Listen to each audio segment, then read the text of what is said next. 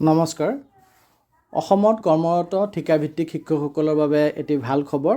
ঠিকাভিত্তিক শিক্ষকসকলৰ যি সংগঠন সদৌ অসম ঠিকাভিত্তিক টেট উত্তীৰ্ণ শিক্ষক সমাজ, তেওঁলোকে এটি গোচৰ ৰুজু কৰিছিলে গুৱাহাটী হাইকোৰ্টত আৰু গোচৰটোৰ জৰিয়তে 2022 চনৰ ছেপ্টেম্বৰ মাহৰ 1 তাৰিখে যোনটো ছেক্ৰেটাৰী গভৰ্ণমেণ্ট অফ আছামৰ দ্বাৰা অৰ্ডাৰ প্ৰকাশ পাইছিলে, সেই অৰ্ডাৰটোক চেলেঞ্জ কৰিছিলে আৰু ডাইৰেকশ্যন বিচাৰিছিলে কোৰ্টৰ পৰা যে তেওঁলোকক 5% দিয়ে জুলাই 2019 পৰা ডিচেম্বৰ 2021লৈকে 5% দিয়ে যোনটো এৰিয়াৰ হয় সেই এৰিয়াৰ, আৰু 11% আৰু 3% দিয়ে যোনটো জুলাই 2021 পৰা আগষ্ট 2022লৈকে হয়। তেওঁলোকক যাতে যিসকল এই এছ'চিয়েশ্যনৰ মেম্বাৰ্ছ হয় তেওঁলোকক যাতে এই এৰিয়াৰখিনি দিয়ে, যিখিনি এৰিয়াৰ পৰা চৰকাৰৰ ফালৰ পৰা তেওঁলোকক বঞ্চিত কৰা হৈছে, এৰিয়াখিনি দিয়ে। যিসকল লোৱাৰ প্ৰাইমেৰী আৰু আপাৰ প্ৰাইমেৰী টিচাৰ্ছ আছে, অসমত এছিষ্টেণ্ট টিচাৰ্ছ আছে, এই সদৌ অসম টেট উত্তীৰ্ণ শিক্ষক সমাজৰ মেম্বাৰ, তেওঁলোকক এইখিনি দিব লাগে বুলি দাবী কৰি পেলাই তেওঁলোকে গোচৰটো ৰুজু কৰিছিলে। আৰু এই গোচৰৰ যি ৰায়, সেই ৰায় সংগঠনৰ পক্ষে আহিছে আৰু বহুত ডাঙৰ অৰ্ডাৰ, এইটো 46 পৃষ্ঠা। কিন্তু তাৰ মূল কথাখিনি হ'ল যে যোনটো অৰ্ডাৰ আছিলে 2022 চনৰ ছেপ্টেম্বৰ মাহৰ 1 তাৰিখৰ, সেই অৰ্ডাৰটোক ছেট এছাইড কৰিছে, অৰ্থাৎ বাতিল কৰি দিছে কোৰ্টে। আৰু কোৰ্টে ৰেছপণ্ডেণ্ট অথৰিটিক অৰ্থাৎ অসম চৰকাৰৰ শিক্ষা বিভাগক ডাইৰেকশ্যন দিছে যে তেওঁলোকে যাতে 5% যোনটো দিয়ে আছে জুলাই 2019 পৰা 2021 ডিচেম্বৰলৈকে, আৰু 11% আৰু 3% যোনটো দিয়ে আছে জুলাই 2021 পৰা 2022লৈকে পাবলগীয়া এৰিয়াৰ আছে, সেই এৰিয়াখিনি এই পিটিশ্যনাৰ এছ'চিয়েশ্যনৰ মেম্বাৰসকলক যাতে দিয়ে, সেই কথা কোৰ্টে ডাইৰেকশ্যন দিছে। গতিকে এটি ভাল খবৰ, এটা হিউজ এমাউণ্ট আমাৰ কণ্টেক্সুৱেল শিক্ষকসকলে পাবলৈ গৈ আছে, যোনখিনি এৰিয়াৰ পৰা তেওঁলোক বঞ্চিত হৈছিলে।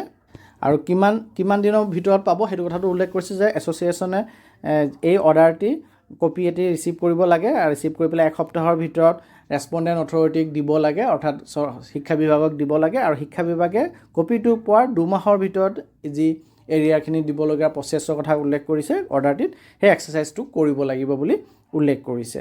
আৰু পিটিশ্যনটো ডিছপ'জ কৰি দিছে, অৰ্থাৎ আমাৰ সংগঠনৰ আমাৰ শিক্ষক সমাজৰ টেট উত্তীৰ্ণ শিক্ষক সমাজৰ পক্ষত ৰায় দি পেলাই জাজমেণ্টটো কোৰ্টৰ ফালৰ পৰা দিছে।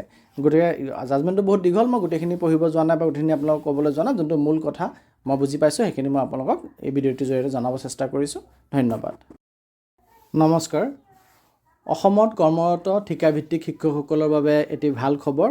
ঠিকাভিত্তিক শিক্ষকসকলৰ যি সংগঠন সদৌ অসম ঠিকাভিত্তিক টেট উত্তীৰ্ণ শিক্ষক সমাজ, তেওঁলোকে এটি গোচৰ ৰুজু কৰিছিলে গুৱাহাটী হাইকোৰ্টত আৰু গোচৰটোৰ জৰিয়তে 2022 চনৰ ছেপ্টেম্বৰ মাহৰ 1 তাৰিখে যোনটো ছেক্ৰেটাৰী গভৰ্ণমেণ্ট অফ আছামৰ দ্বাৰা অৰ্ডাৰ প্ৰকাশ পাইছিলে, সেই অৰ্ডাৰটোক চেলেঞ্জ কৰিছিলে আৰু ডাইৰেকশ্যন বিচাৰিছিলে কোৰ্টৰ পৰা যে তেওঁলোকক 5% দিয়ে জুলাই 2019 পৰা ডিচেম্বৰ 2021লৈকে 5% দিয়ে যোনটো এৰিয়াৰ হয় সেই এৰিয়াৰ, আৰু 11% আৰু 3% দিয়ে যোনটো জুলাই 2021 পৰা আগষ্ট 2022লৈকে হয়। তেওঁলোকক যাতে যিসকল এই এছ'চিয়েশ্যনৰ মেম্বাৰ্ছ হয় তেওঁলোকক যাতে এই এৰিয়াৰখিনি দিয়ে, যিখিনি এৰিয়াৰ পৰা চৰকাৰৰ ফালৰ পৰা তেওঁলোকক বঞ্চিত কৰা হৈছে, এৰিয়াখিনি দিয়ে। যিসকল লোৱাৰ প্ৰাইমেৰী আৰু আপাৰ প্ৰাইমেৰী টিচাৰ্ছ আছে, অসমত এছিষ্টেণ্ট টিচাৰ্ছ আছে, এই সদৌ অসম টেট উত্তীৰ্ণ শিক্ষক সমাজৰ মেম্বাৰ, তেওঁলোকক এইখিনি দিব লাগে বুলি দাবী কৰি পেলাই তেওঁলোকে গোচৰটো ৰুজু কৰিছিলে। আৰু এই গোচৰৰ যি ৰায়, সেই ৰায় সংগঠনৰ পক্ষে আহিছে আৰু বহুত ডাঙৰ অৰ্ডাৰ, এইটো 46 পৃষ্ঠা। কিন্তু তাৰ মূল কথাখিনি হ'ল যে যোনটো অৰ্ডাৰ আছিলে 2022 চনৰ ছেপ্টেম্বৰ মাহৰ 1 তাৰিখৰ, সেই অৰ্ডাৰটোক ছেট এছাইড কৰিছে, অৰ্থাৎ বাতিল কৰি দিছে কোৰ্টে।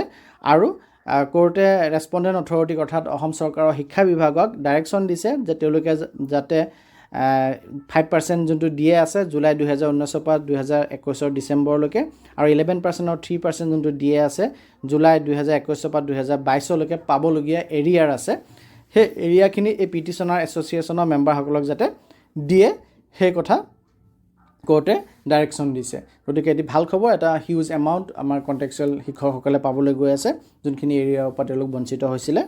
আৰু কিমান দিনৰ ভিতৰত পাব সেইটো কথাটো উল্লেখ কৰিছে যে এছ'চিয়েশ্যনে এই অৰ্ডাৰটি কপি এটি ৰিচিভ কৰিব লাগে, আৰু ৰিচিভ কৰি পেলাই এসপ্তাহৰ ভিতৰত ৰেছপণ্ডেণ্ট অথৰিটিক দিব লাগে, অৰ্থাৎ শিক্ষা বিভাগক দিব লাগে, আৰু শিক্ষা বিভাগে কপিটো পোৱাৰ 2 মাহৰ ভিতৰত যি এৰিয়াৰখিনি দিবলগীয়া প্ৰচেছৰ কথা উল্লেখ কৰিছে অৰ্ডাৰটিত, সেই এক্সাৰচাইজটো কৰিব লাগিব বুলি উল্লেখ কৰিছে আৰু পিটিশ্যনটো ডিছপ'জ কৰি দিছে, অৰ্থাৎ আমাৰ সংগঠনৰ আমাৰ শিক্ষক সমাজৰ 33 শিক্ষক সমাজৰ পক্ষত ৰায় দি পেলাই জাজমেণ্টটো কোৰ্টৰ ফালৰ পৰা দিছে। গতিকে জাজমেণ্টটো বহুত দীঘল, মই গোটেইখিনি পঢ়িব যোৱা নাই বা গোটেইখিনি আপোনালোকক ক'বলৈ যোৱা নাই। যোনটো মূল কথা মই বুজি পাইছোঁ সেইখিনি মই আপোনালোকক এই ভিডিঅ'টোৰ জৰিয়তে জনাব চেষ্টা কৰিছোঁ। ধন্যবাদ।